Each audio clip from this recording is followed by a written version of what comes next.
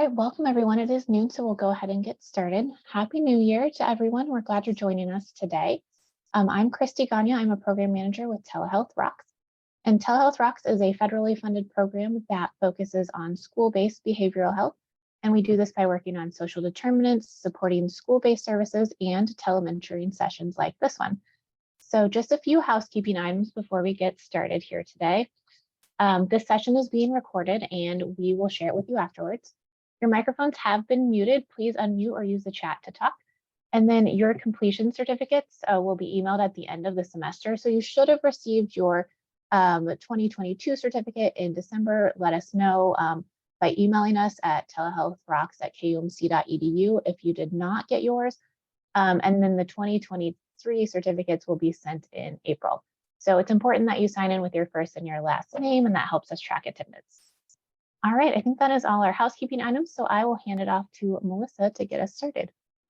Fantastic. Thanks, Christy. And hello, everyone. I am Melissa Maris. I'm a consultant with the Telehealth Rocks team. I'm physically located in Columbia, Missouri, but I've had the real privilege to work with this team since early on in the pandemic days. So fall of 2020, which it's wild that we're at 2023 now. But we're so glad to be here with you all today and hope that we have some content that can be helpful and hope that you all ask questions. So like I said, I'm Melissa Maris. I'm joined here by Stephanie Punt, who's our co-presenter. And then also Evelyn Nelson has been a major part of our team here. We also have our coaching team with us, so Mariana and James. And I think the real kind of take home here is that we do have a large and ever growing team of friendly, smart, hopefully helpful folks with us. So please feel free to reach out with questions, with needs. The point of this is to be useful. So if we're sharing content that it sounds like it could be helpful, but you're not entirely sure how to make it helpful, please reach out, ask for help. We're happy to talk further and offer those resources and any resources that we can with that. So if we can go to the next slide, Christy. So our hopes for today, we want to check in about how the past month went. This time of year is always a lot, right? It's hopeful, it's exciting. It's also sometimes it feels exhausting. Holidays can, sometimes we need a vacation from the holidays. So a lot happened in the last month. We want to check in to see how folks are doing heading into the rest of this school year. We want to talk a little bit about the difference between mindfulness and mindlessness. There's a lot more conversation about mindfulness, what it is, what it isn't. So we wanted to delve in there. And then, of course, a real focus of this series is how to take this content and translate that into practical strategies for the classroom. And so, again, open invitation. If we're talking about content, and again, you're thinking this sounds nice, but so what? Please feel free to ask us. You can type things in the chat. There are lots of ways to apply this content and these concepts and this work to lots of different contexts. And so we are excited to share some ideas for kind of ways that we have seen this applied in the classroom, but are also excited to hear input from you all as well. So we can go to the next slide. So just some quick fine print at the bottom. So project disclosures, we don't have any. And in terms of mitigating potential bias, we're always looking to the research to share what we can, say is the best that science has to offer, and even when that changes. So that is what we are going to rely on and focus on so that we can pass that to you. Next slide, please. After the session today, we will send you the slides and the recording of the session as soon as they're processed. Christy already mentioned the certificates of attendance, so please reach out if for some reason yours got caught up in the mail. Maybe Santa delivered it to the wrong house. And then again, our email address here, telehealthrocks@kumc.edu, a good place for any questions you have, materials, things like that, that you have about this work. And I think with that, I'm going to pass this over to our friend, Stephanie. Yay. So like we've said before, we really want Ready to Learn to be something that's going to help you, right? Like we have, all these ideas, but if it doesn't really make sense in your context or in your classroom, or you're like, this is great, but XYZ would be a lot better, please let us know, because we want to help, whether it be in session stuff like you're doing today, or whether it be the resources, the wraparound resources that we're helping provide. We want things that are relevant for you, that are helpful. So things, in terms of what this wraparound resources entail, definitely thank you for all of you who've joined the Facebook group. If you want to still join, you're more than welcome to. I admit I slacked off during the holidays a little bit in posting, but definitely, you all are more than welcome to post there. I've been able to chat too, in case, there's more, you want to talk peer to peer, more about, kind of what's going on and ways to support each other. That's totally fine too. Just wanted to create our own virtual community that we can easily access each other to, besides just email or waiting once a month to meet with each other. We're still offering one-on-one coaching. A couple of you have actually taken us up on the offer, so we're really excited to continue meeting with you about, once a week or once a month, whatever kind of works with your schedule, to kind of help, go over some of these strategies and really adapt them for your classroom or your situation. So we're definitely looking forward to continuing doing that this next year. And definitely, if you come across other resources that you want to share with us or share with the group, we'd be more than happy to incorporate that in the links that we send out, the resources. So yeah, next slide, please. Posters should be on the way or at your places now. Thank you also for those of you who reached out and said, hey, these grounding posters are okay, and I have some other ideas for other posters. So we're working on those right now too, which is great. So if you have ideas like that, things that could be really helpful in the classroom or helpful working with, just amongst yourselves too, team building stuff, we'd be more than happy to, help provide you with those resources. Next slide, please. So in terms of kind of getting us started into the new year, some of you might have heard of the loving kindness prayer or loving kindness mantra. And so this is another way to kind of tap into that idea that we, I think a kind of a consistent theme across all of our meetings together has been, how do we kind of reorient ourselves to the present moment? How do we, if you think about our brains, they're great prediction centers. They're great at kind of, transporting us to the past or the future, but they're not so great at just being in the present moment, right? And so this is another strategy that you may have done it in a different way too, where we can just kind of help reorient ourselves to the present moment and, kind of non-judgmentally kind of drift away from those past or future contexts. So again, this is a type of grounding. Grounding is a way to kind of just to get us to focus on a present moment. A lot of it is kind of about body awareness, kind of just noticing, kind of what your thoughts are, and, trying to reduce distractions in order to just stay in that present moment. So next slide, please. So as our experiential component today, and again, we thank you all for being here despite your busy schedules and the onslaught of all the new responsibilities that come with the next year. Just want to really just kind of give you a shout out that, it is so important that you're able to take time for yourself. And I think that's a really neat strength of yours too, that everyone attending today is that, you're able to right now kind of focus on the present moment, despite all these other stressors happening for you right now. So feel free to leave your camera on, off, whatever you feel comfortable with. And we're just going to kind of settle into our chairs or however, we're sitting on the ground, however that is for us. And just notice that as you start to breathe in, that you feel more settled in your chair or settled on the ground or however it is that you're sitting or standing. And so breathe in and just notice that uplifting air that's filling your lungs. And breathe out. And with the exhale, just notice your body settling in. And as you continue to breathe in and breathe out, start turning your focus towards your heart. And as you continue to breathe in, just feel or imagine your beating heart with gratitude and warmth. So as you continue to breathe in, Feel that uplifting, gratitude-filled, warm breath. And as you breathe out, continuing to feel that more settled in that present moment.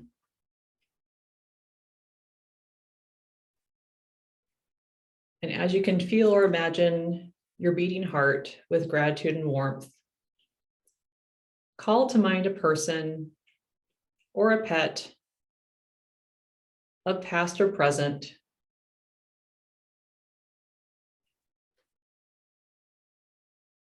whose steady love and unconditional acceptance of you is meaningful. And as you continue to breathe in and out, in this moment, just allow yourself to experience that person or pet's loving kindness as if they're right near you. Just happy for your presence and grateful for you just as you are.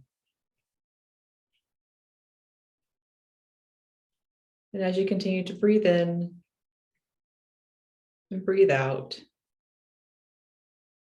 just notice how that image of that person or pet eases your body and your mind.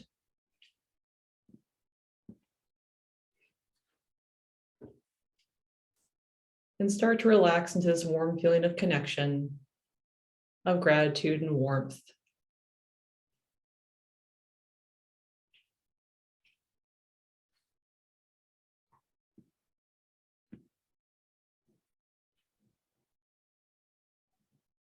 And as you continue to breathe in all the kindness and breathing out, settling more, feeling more grounded in your seat. Start putting this loving kindness and warmth into words in your mind. So as you're breathing in all that gratitude and warmth, you can say to yourself or in your mind, may I be held in loving kindness. May I be happy and safe. May I be healthy. May I always have enough. And may my heart know peace.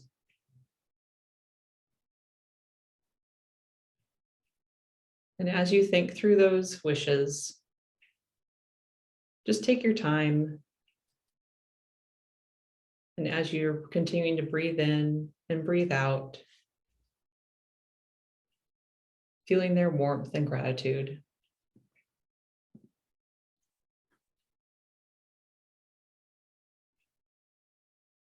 And as you continue to feel grounded and seated, as you continue to breathe in and out, bring to mind someone who means a lot to you.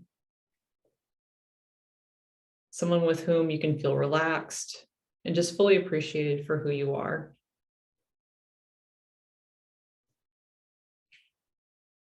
And as you continue to kind of imagine that mutual gratitude and breathing in that feeling of loving kindness and warmth,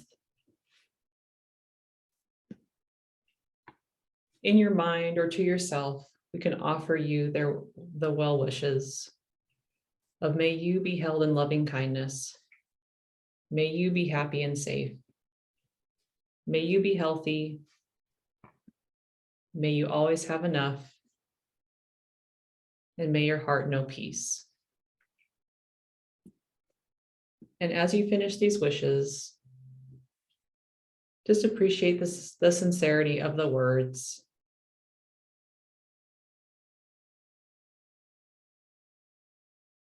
And as you continue to breathe in that gratitude and warmth,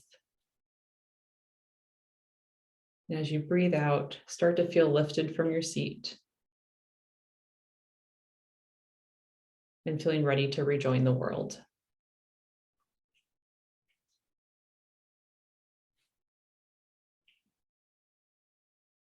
So when you're ready, feel free to rejoin us.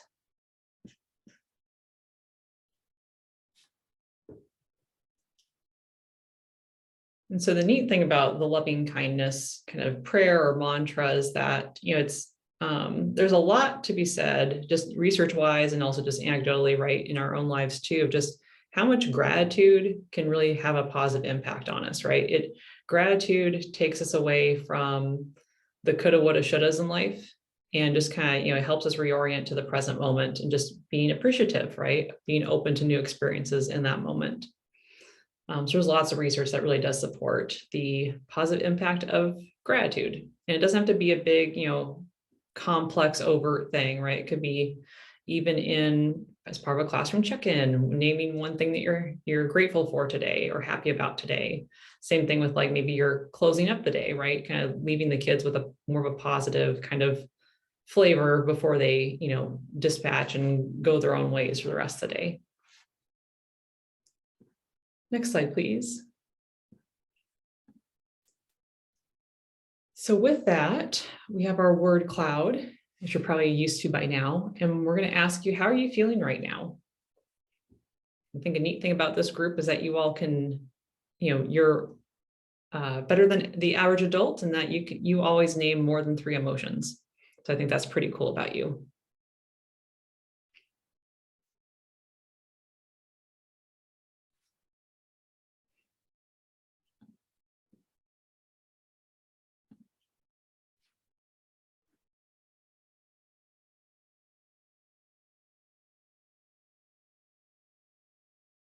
I see calm, overwhelmed, busy, centered, peaceful. I think that's a great kind of combination of words there.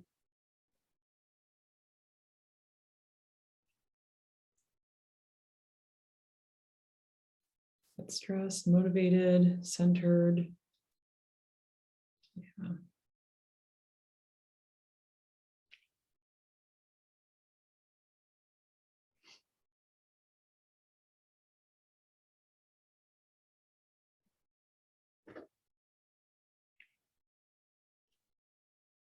You were appreciating all your responses. It's nice to kind of see just the breadth of experiences happening right now.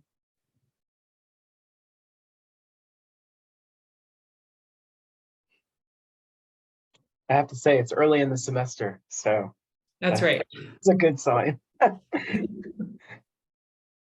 You say, hopefully the break was re-energizing or restful or peaceful for you all. Yeah. Well, definitely, we appreciate just your participation and just, your willingness to share and be open about kind of how you're feeling in this moment right now.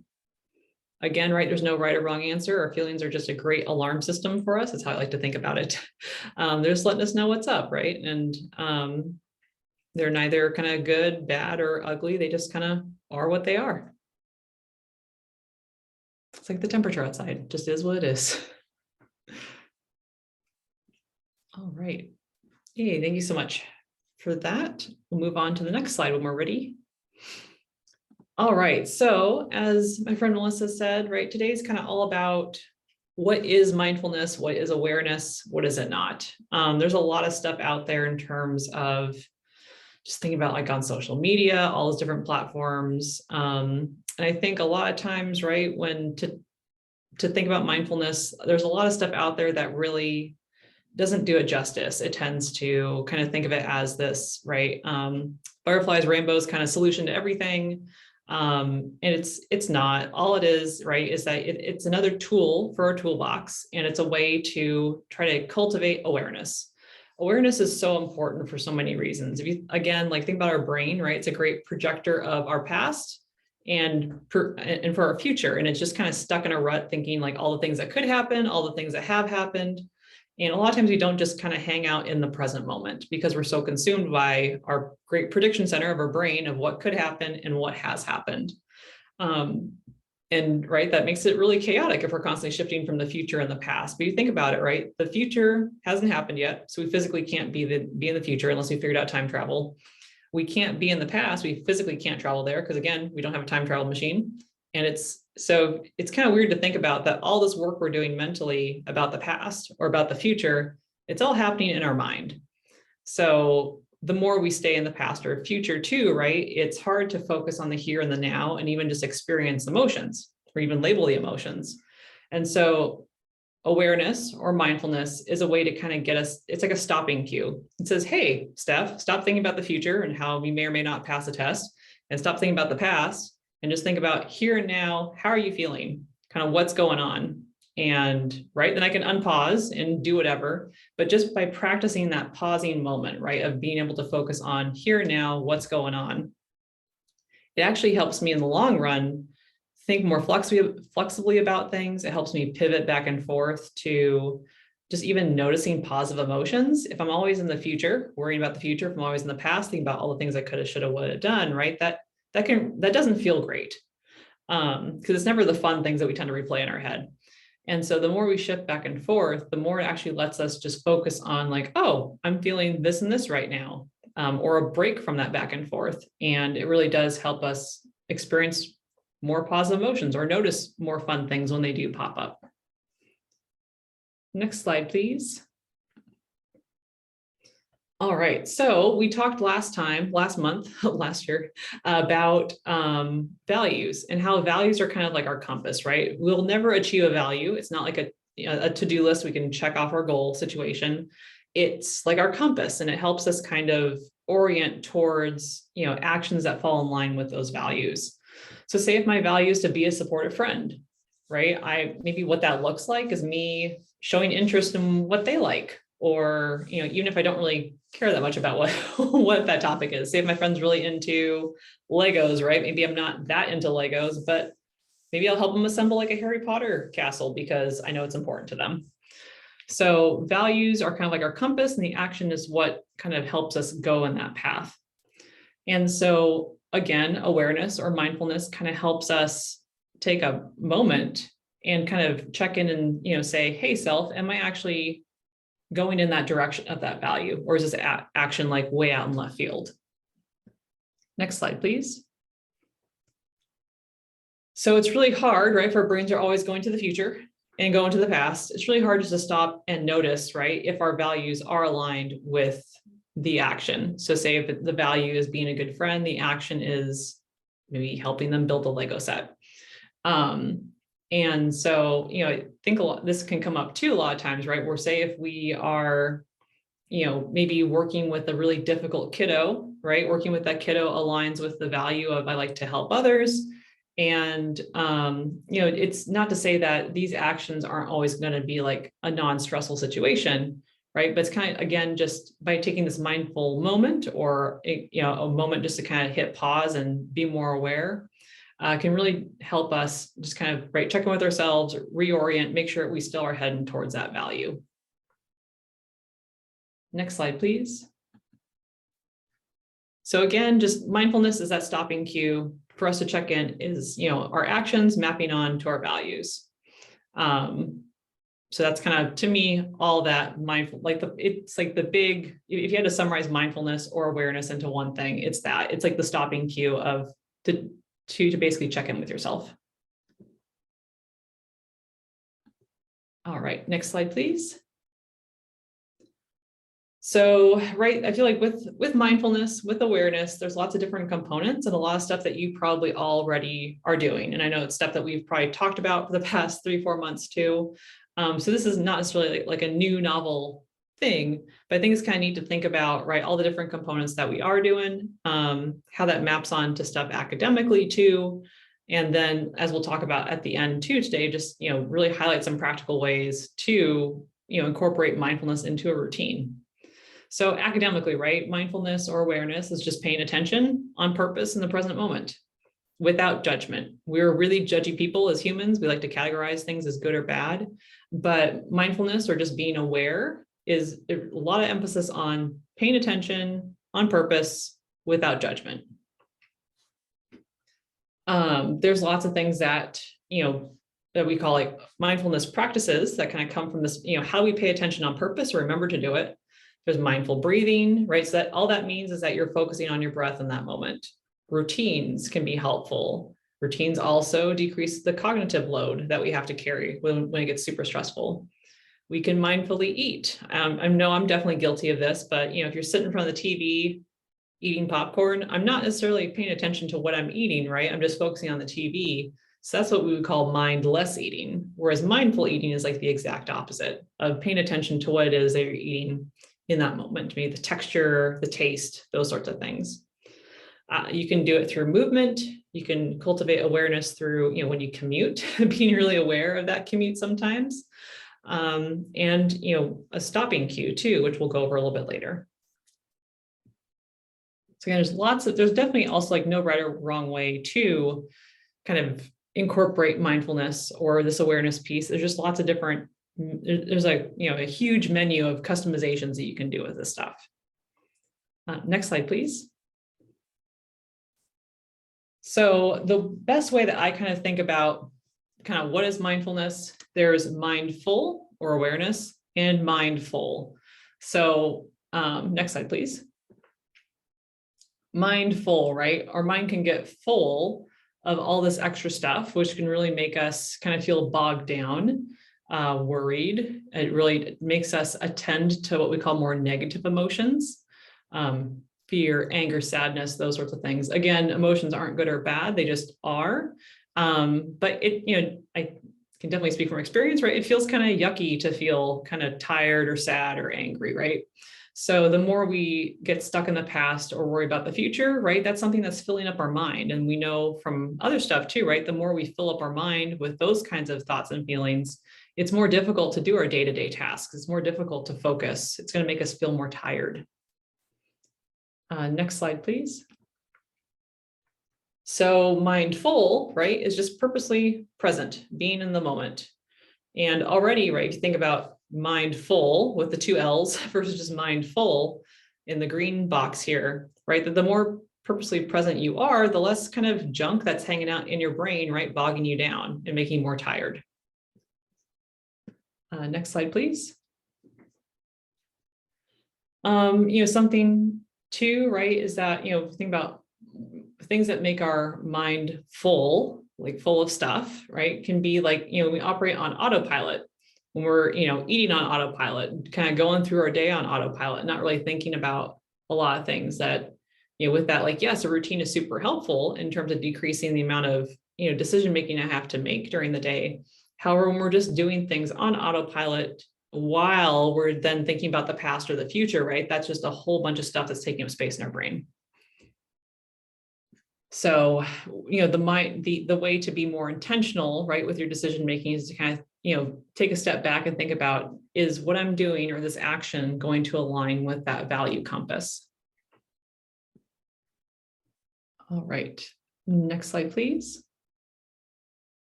So, if we think about when our mind is full of all this stuff, kind of toggling between the past and the future, we're not really thinking about what we're doing. We're just doing stuff such that we can think more about the past and future, right? It's just going to make us feel more stressed. I also too with that, right, we tend to have a tendency to multitask, and when we're multitasking and also at the same time, right, because it's all additive, thinking about the past and the present or past and future, it's just going to really amp up our feelings of being stressed. So the more we can use these stopping cues, right, to kind of check with ourselves, does this action align with a value through a mindfulness or awareness practice? It's going to help us it's going to give our brains a break from that constant, commentary that's happening internally. All right, and I'll pass it off to Melissa on the next slide. Thanks, Steph. So when we are thinking about mindfulness and mindlessness, I really appreciate this quote from Viktor Frankl. I'm not sure if you all are familiar with this friend, but he was a survivor. He was a prisoner of war in Nazi Germany. And similar to kind of some other survivors who have made notice of this, what he noted is that when, kind of enduring that experience, that, being aware of himself and looking around, that despite these horrific, literally life-threatening kinds of conditions around him that he and these other prisoners of war were experiencing, that there were some people who were there who were able to kind of do okay. They were able to kind of get through it. They were able to survive. And they actually seemed to kind of mentally and spiritually kind of be able to kind of come out on the other side and be okay. And it's this basic idea of kind of the long research that looks at resilience, right? So our friend Ann Massens, who back in the 70s was looking at, you take a group of young people and they've experienced this awful thing, and some of them come out and they seem to be doing okay. So what's going on? What's happening within these people? What are the conditions that are present? Either things about the individual or things about the context that seem to contribute to that well-being. And what he came up with was this quote and this idea of really basic, so this should speak to the behaviorists out there, this idea that we have a stimulus and we have a response. And often we have very little control over the stimulus, but that what we can try to do is create that space between the stimulus and the response, and that gives us perhaps something that we can do with that response. And one of the things I particularly like about using Frankel as an example when we're having this conversation is that, to me, it's very clear that we are in no way suggesting that people who are resilient are better, that they have some sort of superhero kind of thing. We're also not in any way suggesting that the stimuli, the thing that's really awful in his situation, being a prisoner of war in Nazi Germany, that's okay, that we should let that go. But this idea that we're all surrounded in our day-to-day by lots and lots of stimuli. Some of those things we can control, some of them we can't, but that really we have so much power when we start to think about the stimulus and the response and that space that exists between the stimulus and response. And the more that we can think about that space and manage that space and own that space, it gives us lots more power and control over how we respond, and then kind of our overall interaction with the world and other people, and our overall well-being. So if we go to the next slide, Christy. So this is kind of a visual, right? So this idea that there's a stimulus, something happens, right? And then there's a response. And that when we think about kind of what's happening between the stimulus and the response and what we might be able to do with it, that again, that's where a lot of times if we can just slow down. So that's often kind of my number one advice is, if you're not sure what to say, take a deep breath, right? Something happens and just breathe. Take a deep breath, because guess what? If you're taking a really deep breath in, you're not able to say anything. So just take a deep breath. Oxygen's always going to help your brain. It's going to help kind of with whatever comes next. And that if we can think about that space and we're purposeful about that space, that there's a lot of opportunity there. So if we go to the next slide, I know that many of you all have learned a ton about kind of trauma responses and the brain's involvement. I love talking about brains, and this is just a quick picture here. I'll also just add that when we think about translating this work and this content that we're talking about to any context, a school context, a classroom, professional development, working with school leaders, whatever that is, that there's a lot of potential in kind of thinking about sort of what is our own literacy about the brain and how it works. Because I do find that this is one way to frame trauma response, mindfulness, kind of wellness, all of those different pieces that people really connect to. So the idea here is that, and we're focusing kind of 3 parts of the brain. So, this front part, the prefrontal cortex, which is kind of our forehead up here, right? And that's where the prefrontal cortex is all of our higher ordered thinking. So if you've ever heard the wizard thinking versus lizard thinking, this part of our brain is our wizard, right? We want this helps us make really good decisions. We're logical. We rely on our past learning to make better decisions moving forward. And that's kind of this prefrontal cortex is the higher order thinking. But 2 other fundamental parts of our brain that are connected with mindfulness and kind of when we think about this space and how we can maximize this space between stimuli and response are the amygdala and the hippocampus. And so you can see there that the amygdala and the hippocampus are right kind of in the middle of the brain. And if you take your hand and kind of feel around on the base of your brain back here, kind of at the top of your neck, kind of think about like sort of right there in the back of your brain right there. And so that's the first part among the first parts of our brains that actually developed as we evolved as humans. So there's a lot of really basic kind of life or death functioning kinds of things that are happening in the amygdala and the hippocampus.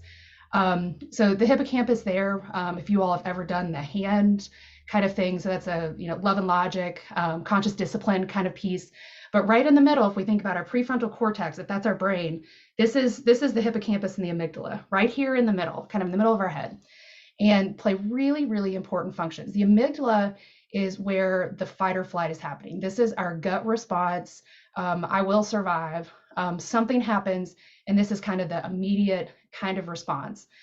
There's a lot of feelings that are in our amygdala. And in general, when we think about kind of those feelings that we have, good or bad or otherwise, things we like and don't like, that kind of happen as soon as we hear something. So if it's, using the word trigger or just an immediate response, again, stimuli response, a lot of it is connected to the amygdala, right?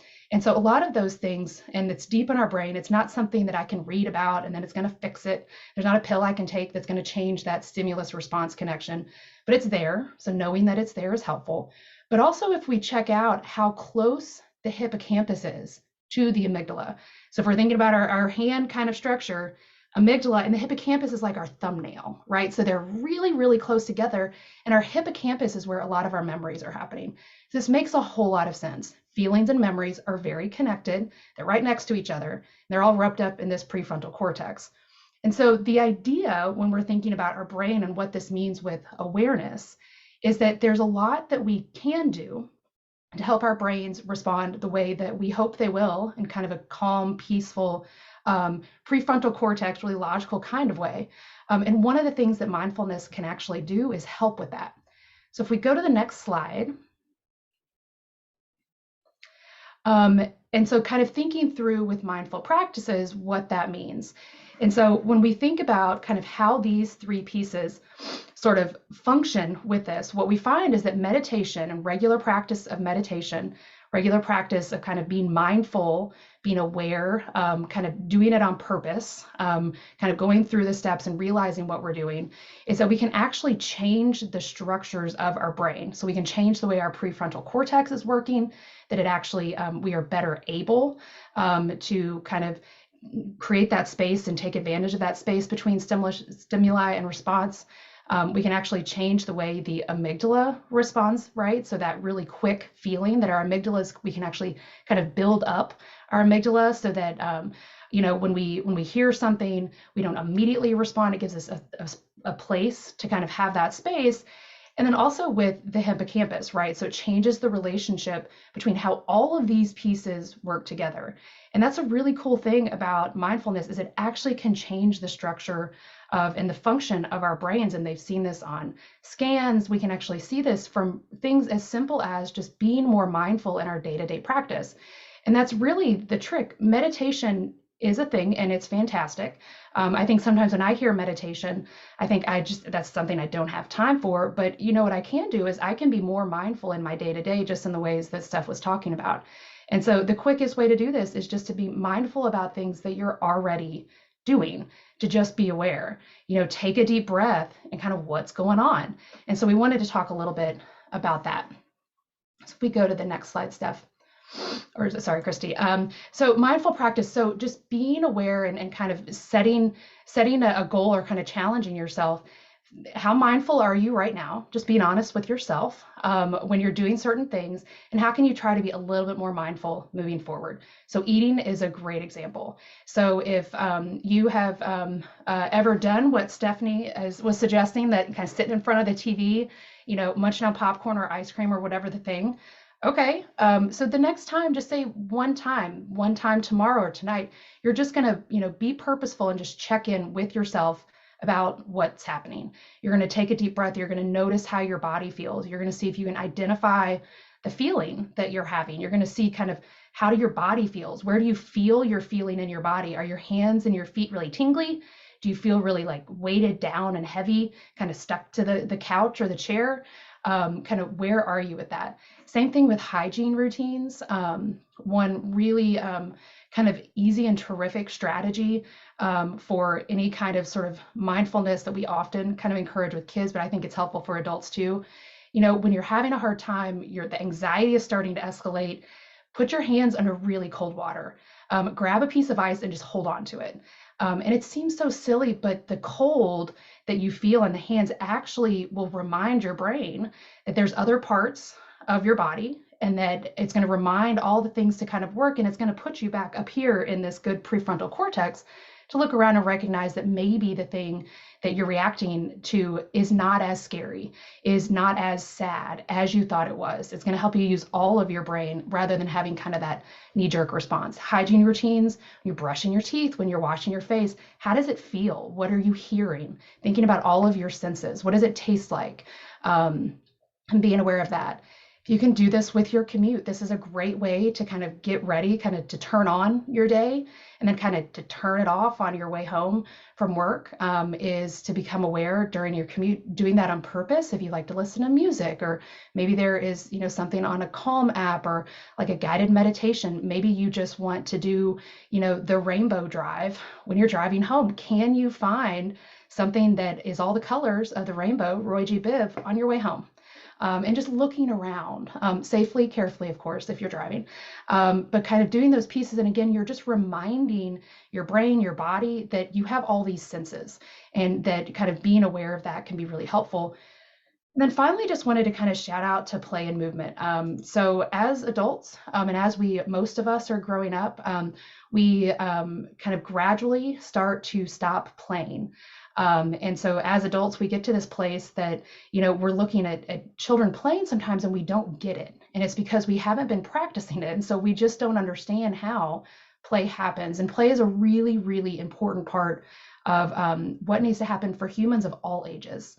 And so if you think about, sometimes the delight that I see when some of our much older friends, grandparents, great-grandparents are playing and really playing with infants and toddlers, part of that is that our elders have realized over time that we need to play, and that kids are really good at playing, and that's a lot of fun, and that we need to do that as humans. It's a great time to be more mindful, to try to check in and just do it on purpose. Do this thing on purpose and realize kind of the different pieces that are involved. We go to the next slide. And then breathing. So there's, breathing seems so simple, and we talk a lot about this: take a deep breath, do those pieces, but mindful breathing is really important for lots of different reasons. One, it's something that we have to do, and so we're already doing it, and so I like to multitask, and I know that we can't multitask as well as we think we can. Steph would remind me of that. But because we're breathing anyways, just doing it on purpose. And breathing is super special for this reason, because breathing is actually the only thing that we can do that will actually physically change kind of how our brain is working and help us get up into our prefrontal cortex. So when we breathe, when we take those good deep breaths, that's part of what we're doing to get from sort of this fight, flight, freeze, fawn response to this other space where we're accessing the rest of our brain. And that's why breathing is such a critical component. So again, finding this place and this awareness where we can try to, attend, be aware of a stimuli. We can take a deep breath, a few deep, nice deep breaths, and then respond, creates a whole lot of power to make different choices, which is really cool. We can go to the next slide. And then also this idea, so this idea of the mindful stop. So STOP, there are a lot of these out there. If you already have one that you use, you can nod along at this point, or if you have one in your school that you use, but kind of this idea of just, again, creating this space. So the next slide, Christy, this idea of stop. So STOP. So the first thing is just stop what you're doing. That's what the S is. So just stop, take a few deep breaths. Observe your inner experience, which is just a fancy way of saying, how are you feeling? Where in your body are you feeling that? And then pause and proceed purposefully. And I always think of the P as kind of the pause, but by the time you've gotten to the P, you're already pausing. But it's, proceed on purpose. Do it on purpose, right? And so this idea that, like, if there's a stimuli and I'm reacting and I'm having a big feeling, that whatever I do next is okay, right? But that's my behavior. That's what I can control, is what I do. I can't control what other people do, but I can control what I do. And so if I take a deep breath, then whatever happens next, I'm going to try to do it on purpose, Because in general, the more that we're all doing things on purpose, the way that we want to, the way it aligns with our values, the better off we're going to be. We're going to feel better about ourselves. We feel better about our behaviors, our decisions.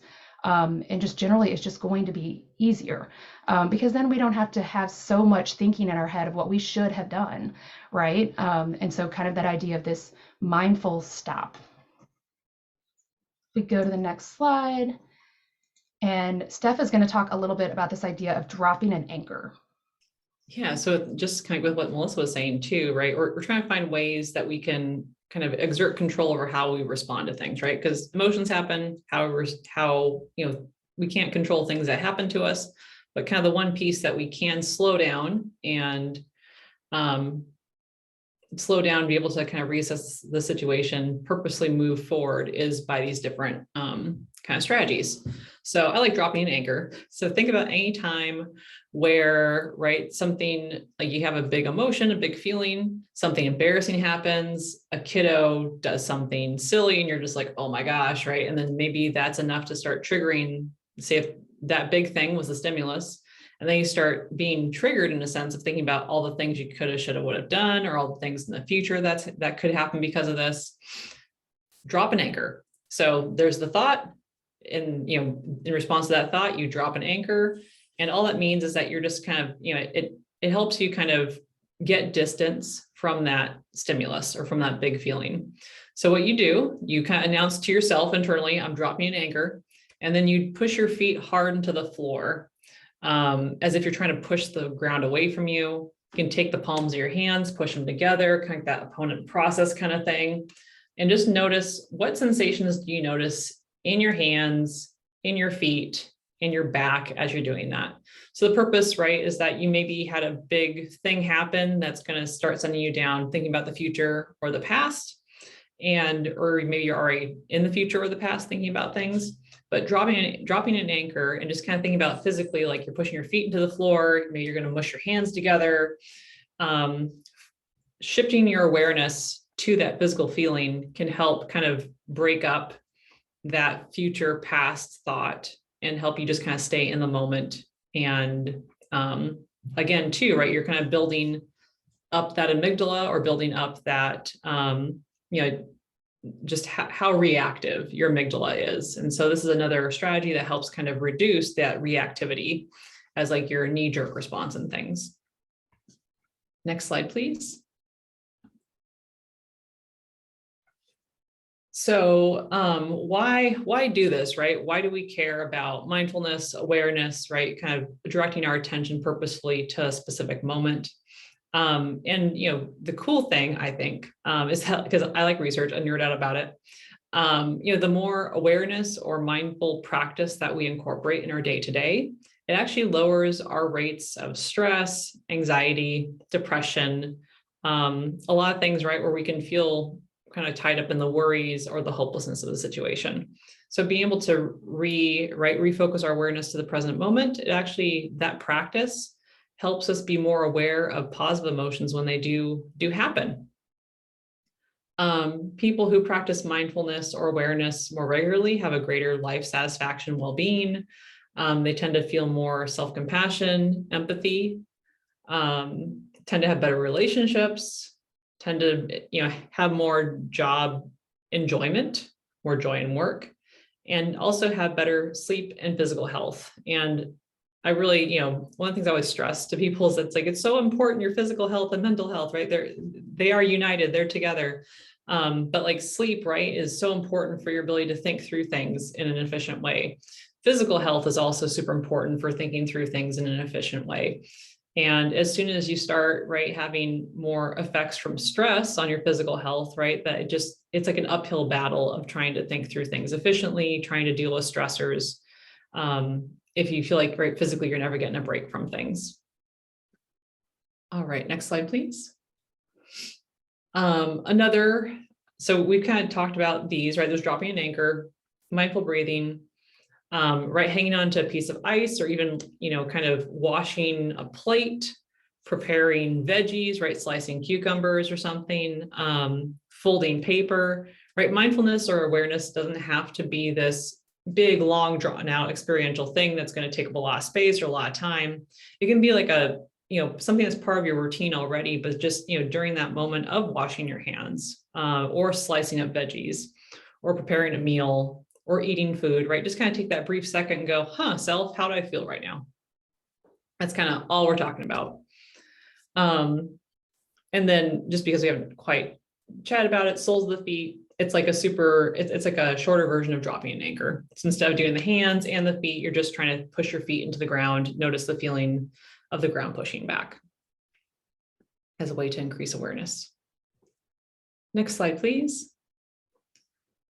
So we're curious to hear, because you are all experts of your classroom, it could be something that you're already doing, but what activity do you currently use to help increase awareness, either personally or in the classroom?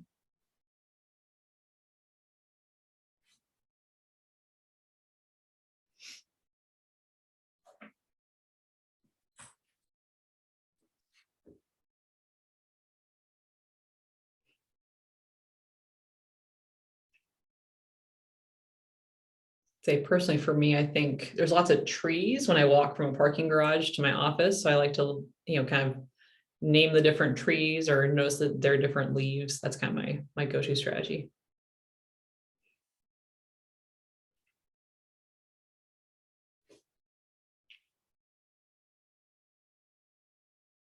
Music.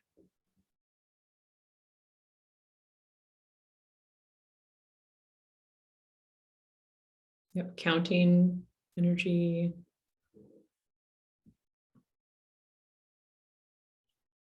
All great strategies that don't take up a lot of space. Yep. Breathing.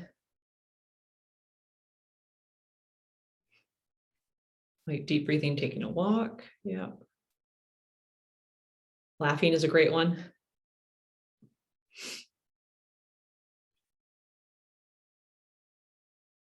Going outside, those are all great ideas.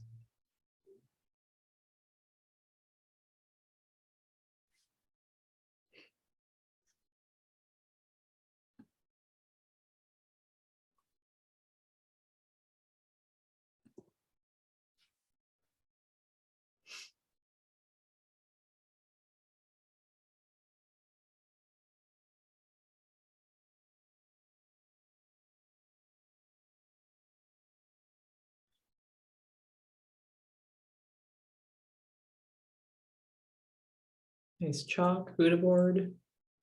Those are all great interventions.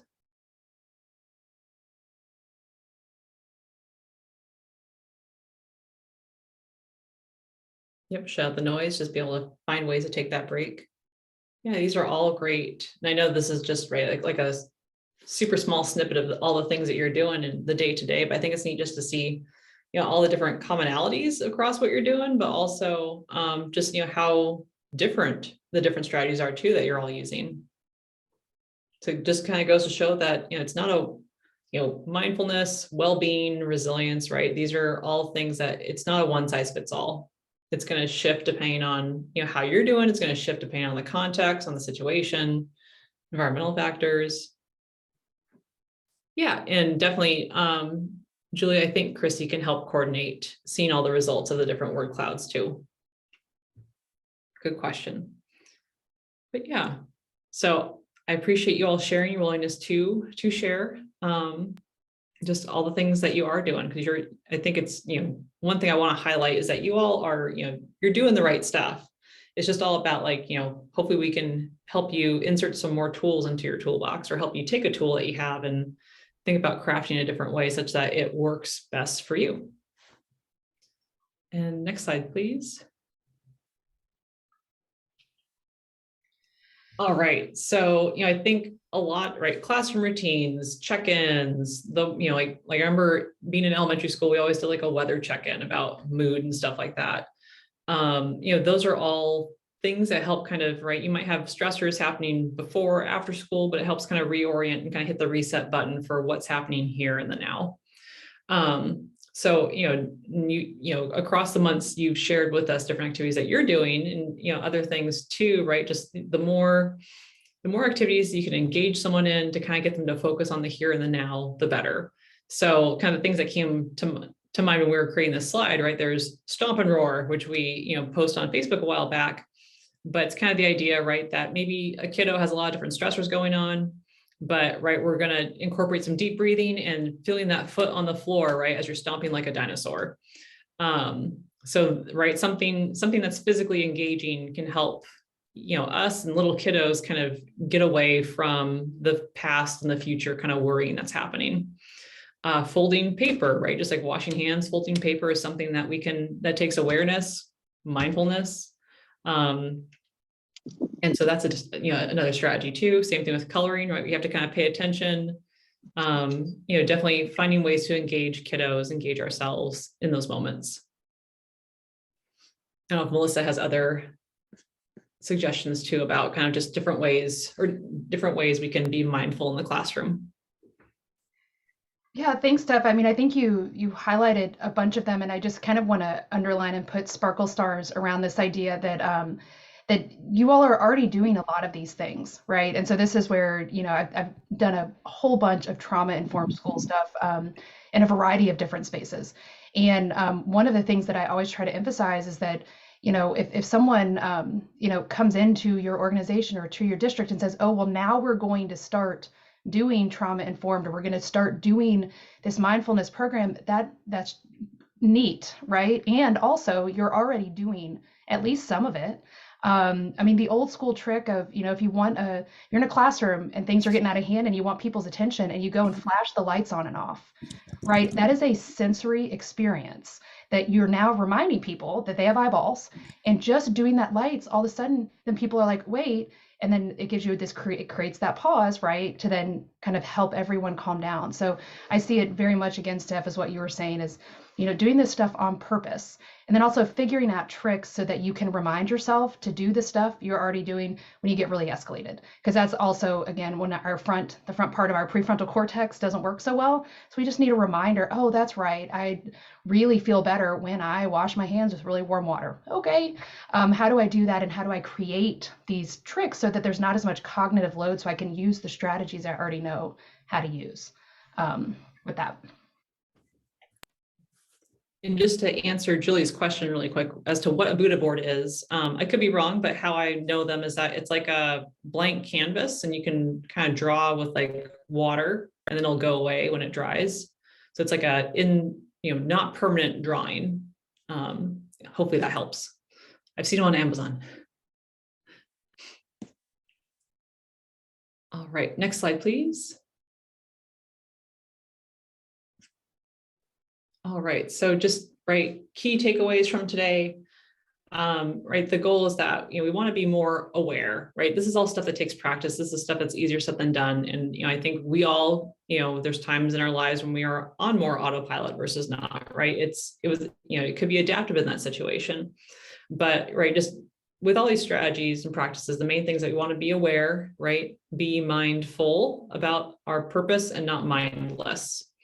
The more we do that, the more it's easier for us to experience positive emotions or even notice them when they do happen. Again, these mind-body strategies can help reduce cognitive load and fatigue, just like Melissa was alluding to. And always thinking about these activities and how they, mindfulness is our stopping cue for our check-in of is my action of what I'm doing, does it still align with my value?